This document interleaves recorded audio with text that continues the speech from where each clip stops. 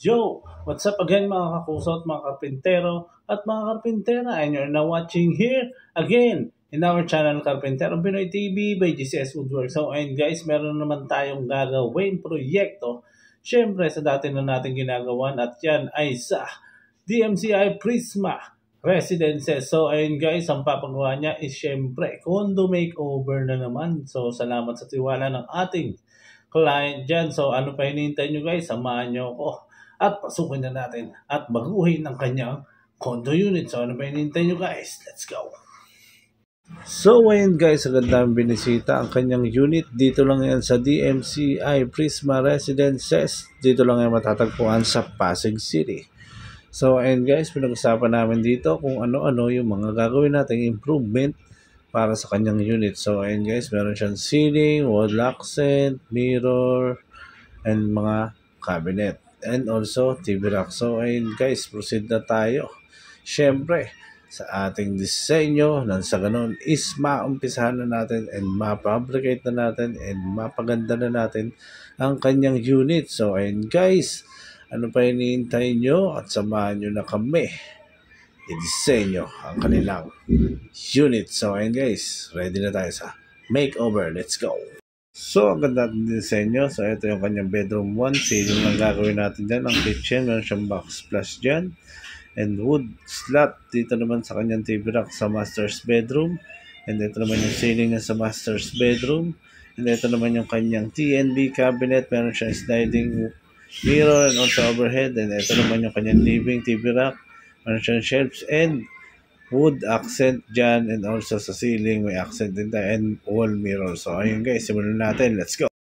At ito na nga, sinimulan na natin ang bakbakan sa wood workshop natin. So ito, pinapabricate na natin yung mga cabinets niya, TV racks niya.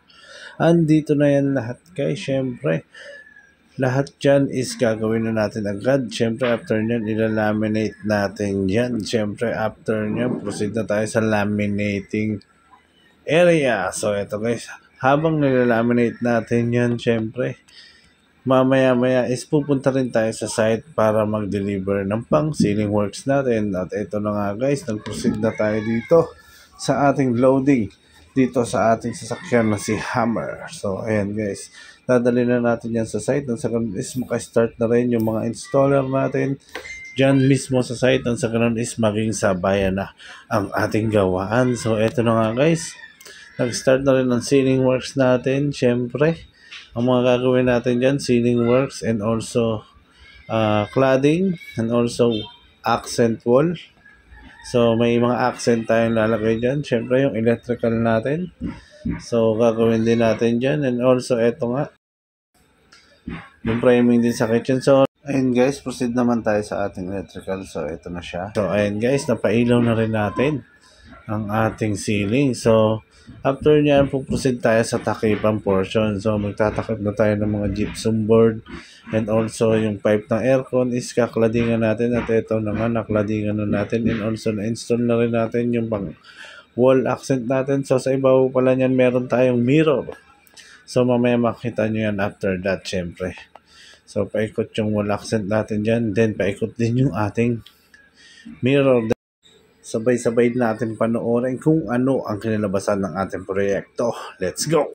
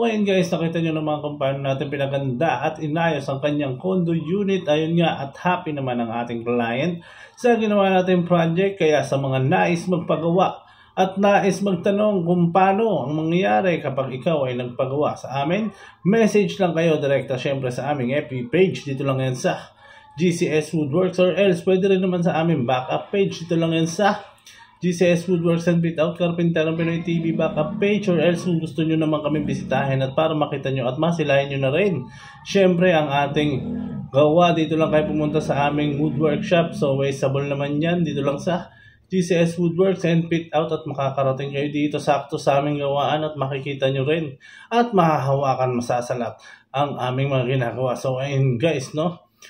Sa mga hindi pa po nakapag-subscribe, please like, share, and subscribe. And please click the notification bell below para updated kayo lagi sa aming mga video. So ayun guys, hanggang dito na lang. Hanggang sa muli. Salamat sa patuloy na panonood at sa patuloy na pagtangkilik sa aming produkto dahil ang gawang Pinoy, tatak Pinoy. Yan ang Karpinterong Pinoy TV. May GCS Woodworks. Hanggang sa muli. Sa susunod, mas marami pa tayong gagawin at mas marami pa kayong aabangan. So hanggang dito na lang. Shoutout sa lahat ng karpintero sa buong mundo at sa lahat ng OFW ng mga client natin at sa lahat ng naniniwala dito sa ating Karpinterong Pinoy TV. So ayun guys, hanggang sa muli, hanggang dito na lang. Breakdown.